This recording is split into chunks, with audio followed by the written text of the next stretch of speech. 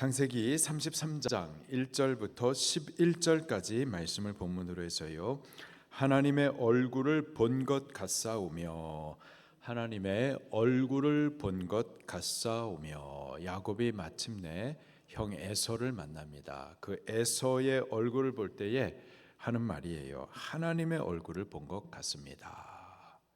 에서를 보았는데 하나님의 얼굴을 본 것 같습니다. 어떤 뜻인지 같이 보도록 하겠습니다. 야곱이 하나님의 지시하심을 따라서 고향 땅, 곧 조상들에게 약속하신 땅 가나안으로 믿음의 행진을 합니다. 그 땅을 가기 위해서 먼저는 내가 지금 머물러 있었던 이 라반의 집을 떠나야만 해요.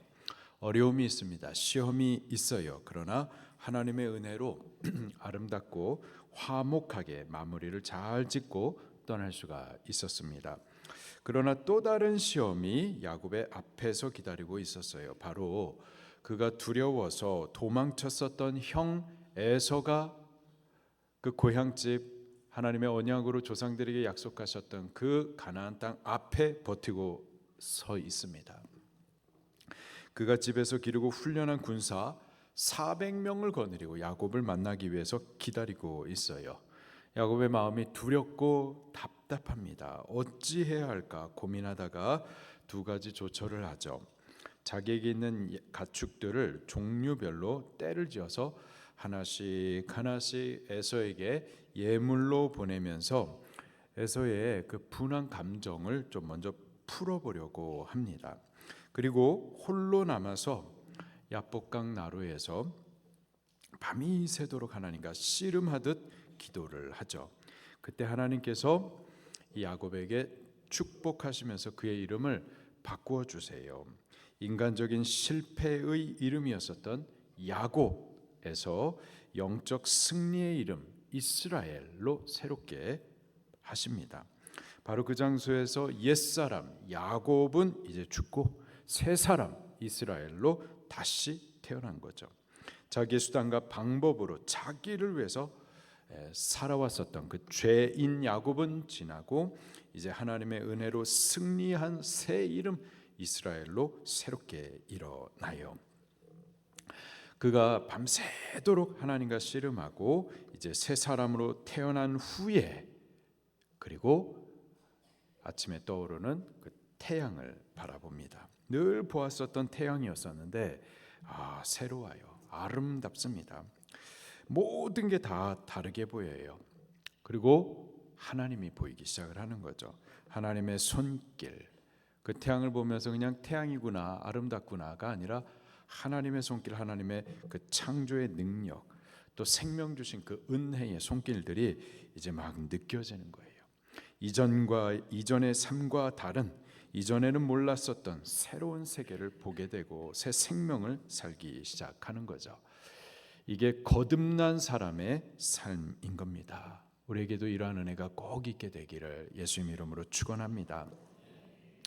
야복강 나루에서 아무도 없이 철저히 홀로 남아있는 그곳에서 하나님과 독대하고 야곱과 같은 옛사람 죽어져 버리고 새 사람, 새 인격, 이스라엘로 거듭나는 그런 은혜들이 우리에게 꼭 필요해요. 꼭 있게 되기를 예수님 이름으로 축원합니다.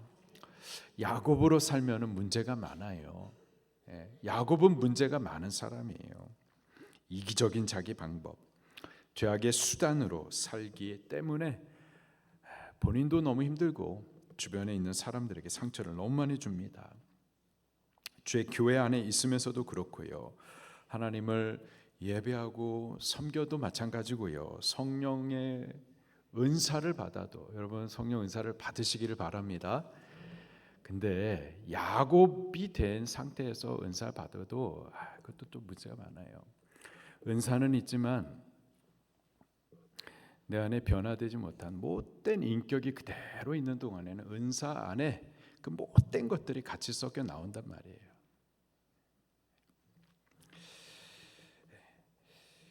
새로워져야 돼요. 야곱은 죽고 새롭게 태어나서 이스라엘로 거듭나셔야만 하는 겁니다. 그런 거듭남의 은혜가 우리들 안에 있기를 예수님 이름으로 축원합니다. 목사님, 질문이 있습니다. 질문이 있습니다.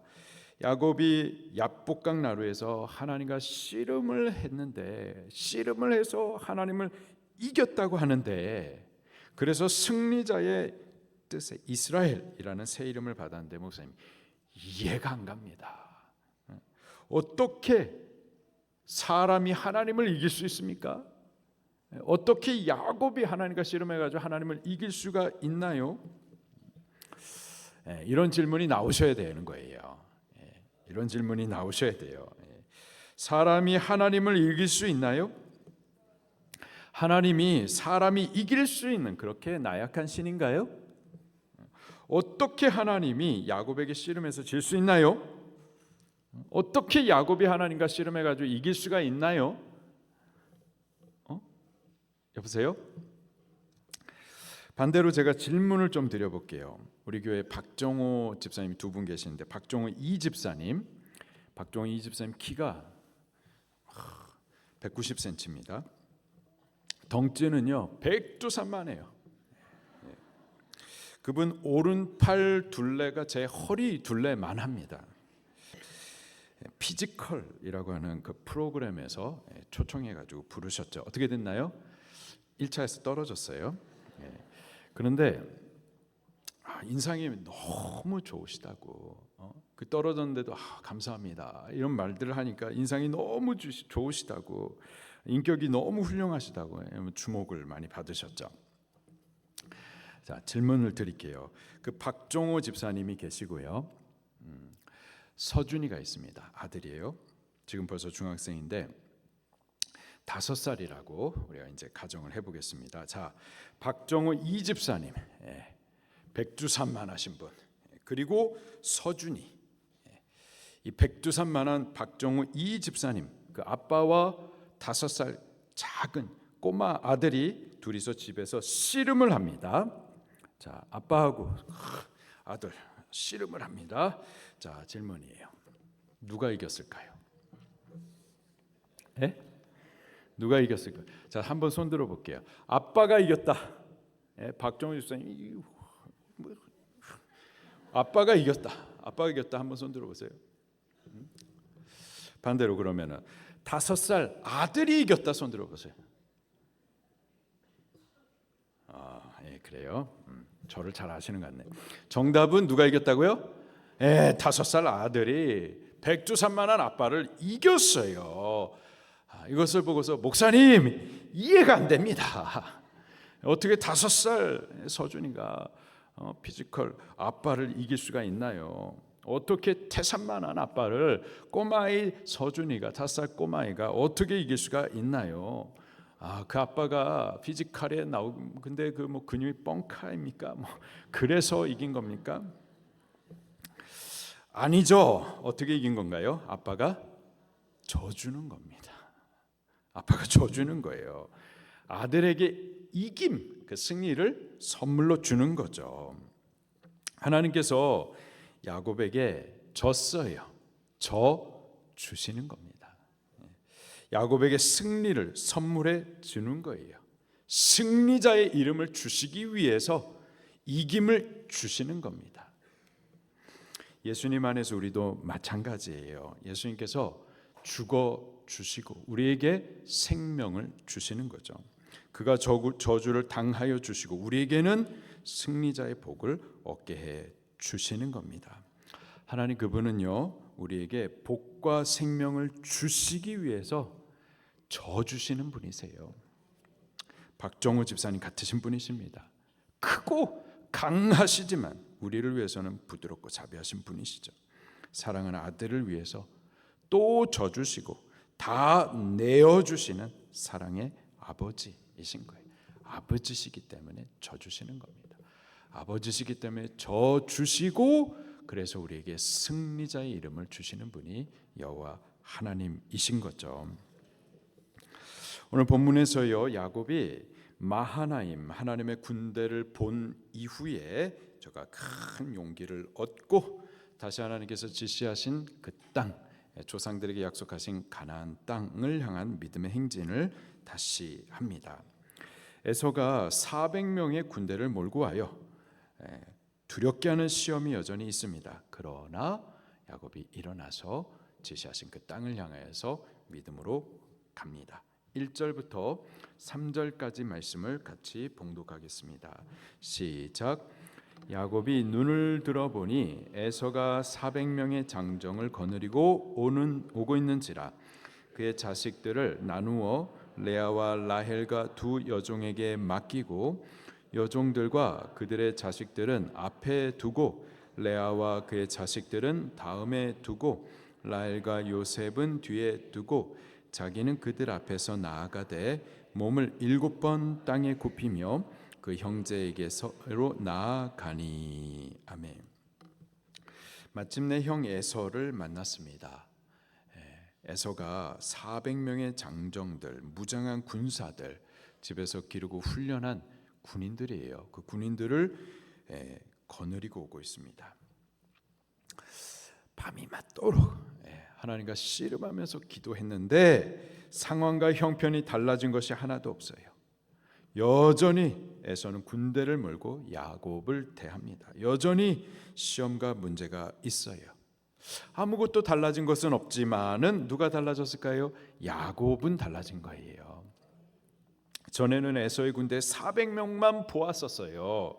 그러나 지금 야곱의 눈은 마하나임 하나님의 군대가 자기의 좌우에서 그렇게 호위하고 있는 것을 보고 있습니다. 야곱의 눈이 달라진 거예요. 전에는 에서의 군대를 보고 두렵고 답답했지만 지금은요, 하나님의 군대가 내 좌우에 있는 것을 인하여서 평안합니다. 강하고 담대해요. 하나님의 응답은 외부적인 환경의 변화로만 나타나는 것이 아니고요, 우리가 변화되는 응답으로도 나타납니다. 분명히 하나님께서는 우리가 기도하면 홍해를 가르시기도 하고요, 애굽의 군대를 갖다가 그 물속에 빠뜨려 죽게도 하세요. 이러한 놀랍고 위대한 일들을 나타내기도 하시지만은, 그러나 여전히 에서의 군대 400명이 여전히 있지만, 외부적인 환경은 그대로 있지만은 나를 변화시키는 응답으로도 나타난다고요. 하나님, 저 남편 좀 어떻게 변화시켜 주시옵소서.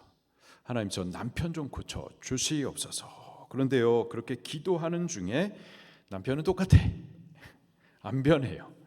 근데 내가 변화되는 응답으로 받을 때가 있죠. 전에는 저 남편 정말 시험덩어리, 마귀새끼 이렇게만 보였었는데, 근데 기도하는 중에 내 눈이 열려가지고 전에 안 보였었던 남편의 존귀한 부분이 보이기 시작하고, 반대로 내 안에 나의 조급함이 이제 보여지기도 시작하는 거죠. 그러는 중에 원망과 한숨이 변화돼가지고 감사가 되고 또 찬송이 되기도 하는 등, 하나님께서 그렇게 외부적인 환경과 상황은 그대로지만은 그것을 능히 용납할 수 있는, 이겨낼 수 있는 나를 변화시키는 응답으로 나타날 때가 있습니다.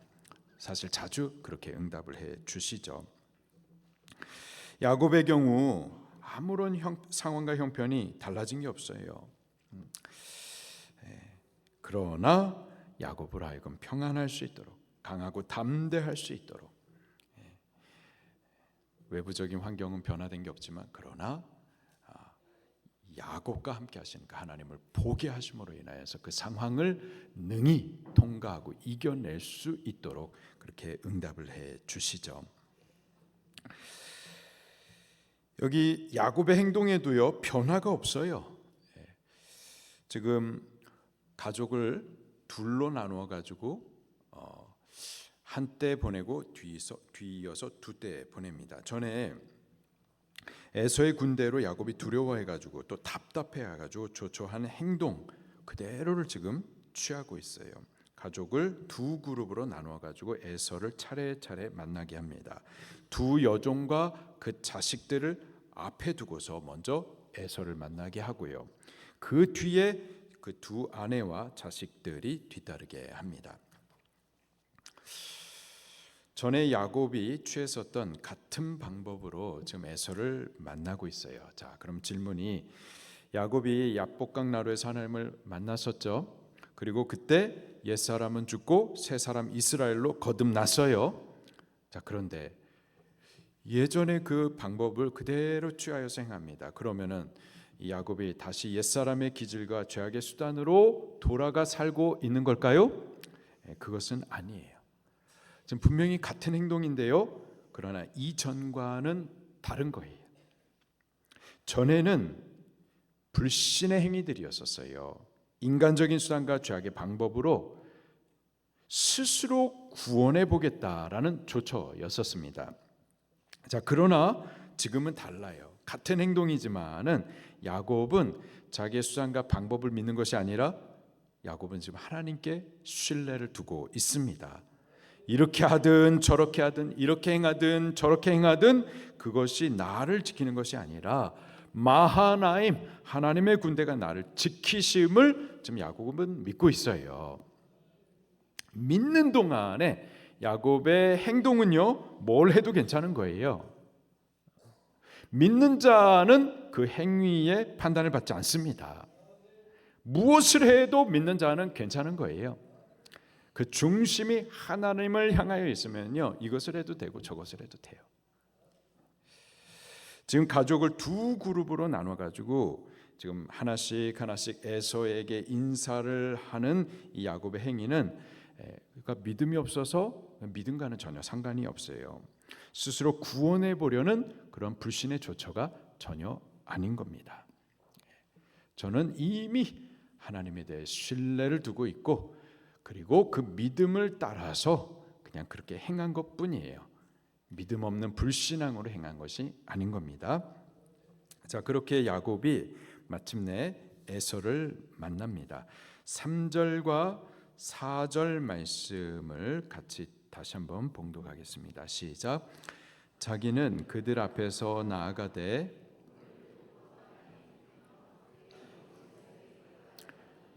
에서가 달려와서 그를 맞이하여 안고 목을 어긋 맞추어 그와 입 맞추고 서로 우니라. 저 어떻게 된 일일까요? 400명의 군대를 몰고 온 에서의 모습, 이 모습이 근데 지금 야곱을 만나가지고 서로 목을 어긋 맞추고 또 입을 맞추고 서로 우는 이 모습은 자연스럽게 이어지지가 않아요.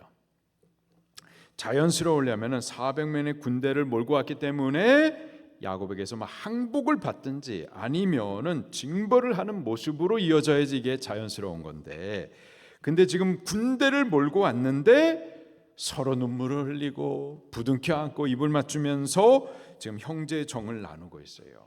이것은 기대할 수 없이 나타나는 연결인 거죠. 어떻게 된 일일까요?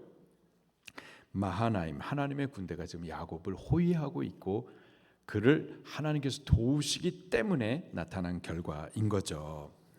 전에 라반이 진노하여서 형제를 몰고 야곱을 쫓아왔으나 그 결론을 보게 되면은 돌기둥을 세우고서는 서로 화목하고 또 아름답게 끝맺음을 하게 하셨죠. 그 하나님께서 그때와 같이 지금도 야곱을 도우시고 또 야곱 가는 믿음의 길을 열어 주신 거죠.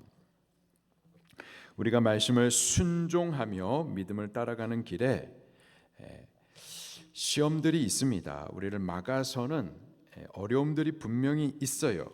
그러나 우리를 도우시고 그 길들을 여시는 하나님이 함께 하심을 우리 꼭 믿으시기를 바랍니다. 믿음의 길이라는 것, 그리고 말씀을 따르는 순종, 형통이라는 것은 어려움이 없다라는 뜻이 아니에요. 분명히 어려움들이 있습니다. 막아서는 것들이 있어요. 시험이 있어요. 대적이 있습니다. 우리 스스로 감당할 수 없는 문제들이, 어려움들이 분명히 있어요. 그러나 마하나임, 여호와 하나님께서 우리와 함께 계시기 때문에 시험을 이기고 또 막혀있는 문들을 열어가시는 하나님을 체험해 가는 것이 바로 믿음의 길이고 순종의 길이고 형통인 줄로 믿습니다. 형통의 삶을, 형통의 신앙을 할 수 있기를 예수님 이름으로 축원합니다. 시험이 있지만 시험을 이겨가는 그런 신앙생활을 할 수 있기를 예수님 이름으로 축원합니다. 5절부터 8절 말씀을 또 계속해서 읽겠습니다. 시작. 에서가 눈을 들어 여인들과 자식들을 보고 묻되 너와 함께한 이들은 누구냐? 야곱이 이르되 하나님이 주의 종에게 은혜로 주신 자식들이니이다. 그때 여종들이 그의 자식들과 더불어 나와 절하고 그 자식들과 더불어 나와 절하고 그 후에 요셉이 라헬과 더불어 나와 절하니 에서가 또 이르되 내가 만난 바 이 모든 때는 무슨 까닭이냐? 야곱이 이르되 내 주께 은혜를 입으려 함이니이다. 아멘. 에서가 만난 에서를 만나자 야곱이 7번을 굽혀가지고 에서에게 절을 하죠. 7번이라고 하면 딱 7번만이란 뜻이 아니라 아마 계속 절을 했었던 것 같습니다. 에서가 일으켜 세울 때까지.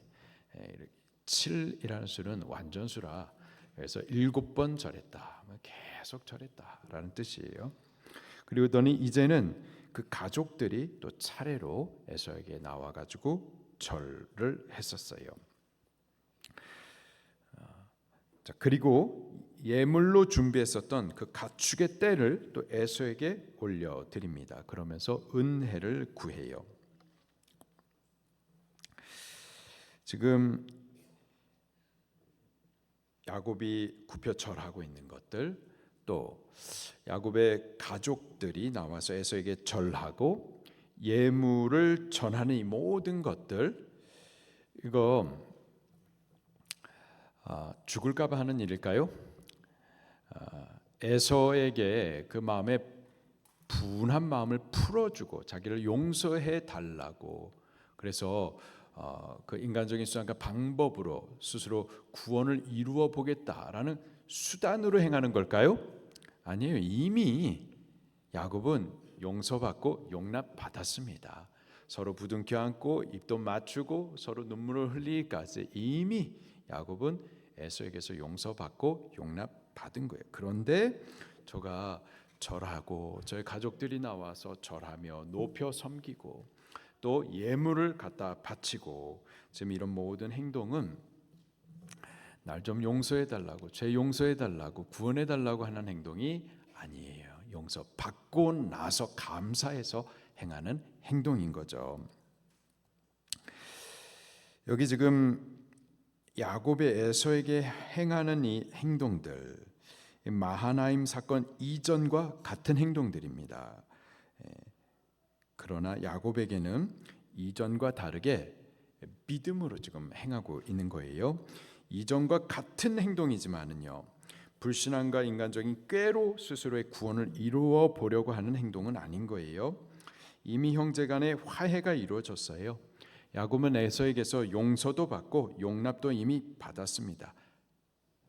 그것이 감사해서 지금 절하여 섬기는 거고, 감사해서 예물을 바쳐 드리는 거예요. 차이가 조금 보여집니까? 이전에 마하나임 사건 이전에 야곱의 그 생각과 행동들은 스스로 구원해 보려고 했었던 자기 꾀였었던 거라고요. 그러나 지금 마하나임 사건 이후에 과연 하나님께서 에서로 하여금 야곱을 부둥켜 안고 서로 눈물을 흘리는 등 야곱을 용서해주고 용납하게 하셨다고요. 이미 용서받았고 구원받았어요. 이제 죽지 않습니다. 이미 구원을 받았기 때문에, 그래서 감사해서 예물을 올려드리고 절하면서 섬기는 거라고요. 차이가 좀 느껴지시나요?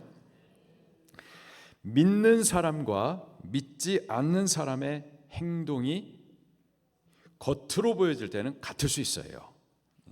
또 율법 아래에서 율법주의 신앙생활하는 사람과 성령으로 자유하는 사람의 신앙생활의 모습이요, 겉으로 보기에는 비슷할 수가 있습니다. 마치 마하나임 사건 이전의 야곱의 행위와 마하나임 사건 이후의 야곱의 행위는 좀 똑같단 말이에요. 똑같지만은 다른 것처럼 믿는 사람과 믿지 않는 사람의 행위가 같을 수가 있고, 율법 아래서 율법주의적으로 신앙생활하는 사람과 성령 안에서 자유하면서 신앙생활하는 사람의 겉으로 보여지는 행위는 비슷할 수가 있어요. 그러나 차이는 어디에 있느냐? 그 중심과 동기가 다른 거죠. 행위는 절대 문제가 되지 않습니다. 우리가 그렇게 행한다고 그래가지고 율법주의자가 되는 것은 아니에요. 믿는 사람 안에는요, 구원받은 은혜의 감사와 기쁨이 있습니다. 이미 구원을 받았어요. 나같이 못해 처먹은 죄인, 지옥에 딱 합당한 나를 하나님께서 지옥 가지 않게 하시고 지옥에서 건져서 천국 가게 하셨다고요. 저 하나님의 영원한 기업을 유업으로 얻게 해 주셨다고요. 그 은혜에 대한 감사가 믿는 자 안에는 있어요. 감사가 있고 기쁨이 있어요. 바로 그것으로 하여금 하나님 앞에 절하여 엎드려져 예배하게 하는 거고요. 그분을 섬기게 하는 거죠. 구원 얻으려고 하나님 앞에 절하고 엎드려 예배하고 천국 가려고 헌금하고 그러는 것이 아니라고요. 믿는 자 안에는 이미 구원을 주셨기 때문에 그 구원 주신 은혜가 감사해서, 이 못해 처먹은 죄인이 지옥 가야 되는데 지옥에서부터 건져내신 그 은혜가 감사해서, 그래서 예배하고 엎드려 절하며 섬기고, 그 은혜가 감사해서 헌신하고 헌금하고 주님을 향해서 충성하는 거죠. 그 중심과 동기는 구원 얻기 위함이 아니라 구원 주신 은혜에 감사해서인 겁니다. 무엇을 바래서가 아니라 주님이 주셨기 때문에 감사해서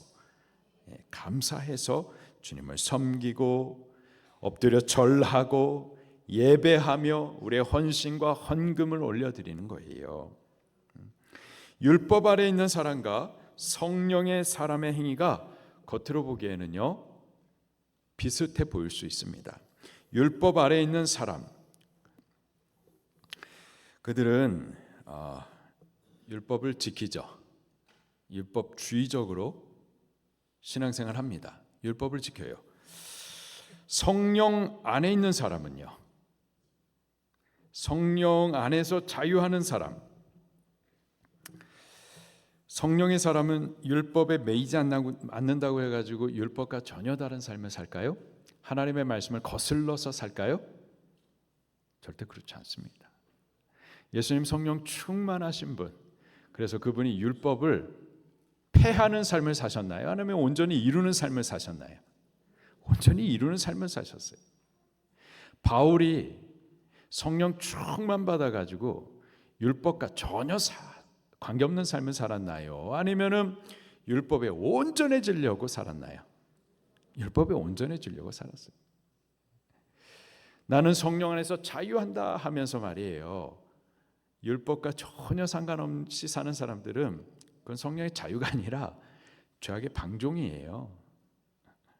성령님은 진리의 영이시죠. 우리를 진리 가운데로 인도하십니다. 때문에 성령 충만한 사람은 진리 충만해요. 진리의 가르치심을 뒤따라서 거룩하고 경건하게 살아간다고요. 예수님 닮게 온전하게 살아간다고요. 율법과 전혀 다른 삶을 사는 게 아니라 율법의 온전한 삶을 살아가게 되어 있습니다. 근데 그 모습이 율법주의적인 사람과 성령의 자유함 가운데서 자원하여서 율법을 따라 사는 사람의 모습이 겉모습으로 보면 비슷하다고요. 비슷해요. 그러나 그 중심과 동기가 다른 거죠. 율법 아래 있는 사람들이 율법을 행하는 것은요, 두려움 때문에 행하는 거예요. 안 지키면 혼날까 봐, 지옥 갈까 봐, 기업을 망하게 할까 봐, 우리 자녀들을 병들게 할까 봐 해코지라는 하나님으로 오해하면서 두려움 가운데서 숙제하듯 하나님의 말씀을 지키는 거라고요. 그러나 성령의 사람은요, 사랑하기 때문에 자원함으로, 기쁨으로, 감사와 감격으로 주님을 예배하고 말씀을 따르는 겁니다. 겉으로 보기에는 둘 다 말씀을 지키기 때문에 비슷해 보이죠. 그러나 그 중심과 동기가 다른 거예요. 지금 야곱도 그렇고 야곱의 지금 가족도 그렇고 지금 에서 앞에서 엎드려 절하는 것은 날 좀 구원해 주세요, 날 좀 죄 용서해 주세요가 아니라 이미 용서받았고 또 용납받은 그 은혜가 감사해 가지고 그 앞에 엎드려서 절하기도 하고 또 자기의 예물을 감사하여 자원하여 올리기도 하는 거죠.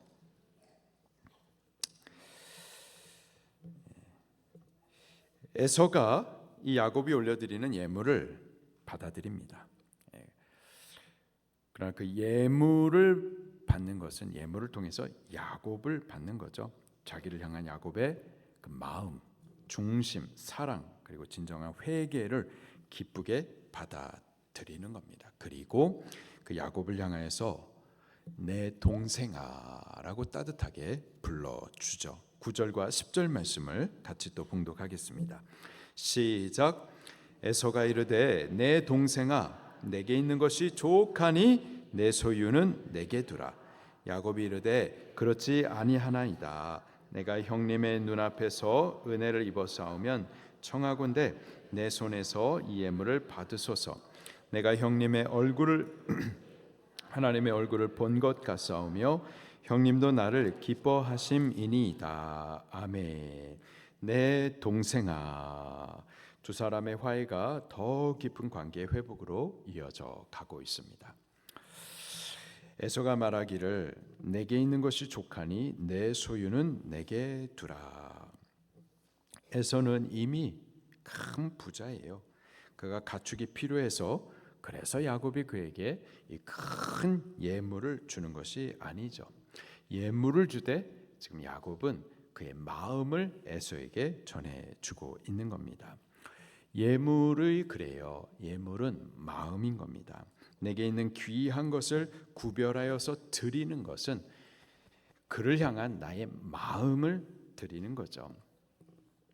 우리가 하나님 앞에 예물 드리는 것, 헌물 올려 드리는 것도 마찬가지입니다. 마태복음 6장 21절에 내 보물 있는 곳에 너 마음도 있느니라. 우리의 마음을 예물을 통하여서 하나님 앞에 올려 드리는 겁니다. 주를 향한 마음이 있으면 예물을 올리게 되어 있는 거예요. 그리고 그 예물을 올릴 때 우리 주님도 예물을 받으시지만 예물을 통해서 우리의 마음을 받으시는 거죠. 주를 향한 우리의 사랑, 또 진정한 회개, 또 감사, 존중의 여김, 이것을 예물을 통해서 받으시는 겁니다. 주님께서 물질이 필요하실까요? 주님께서 뭐가 부족해 가지고 우리에게 예물을 요구하시는 걸까요? 절대 그렇지 않죠. 주님은 에서보다 더 부유하신 분이세요.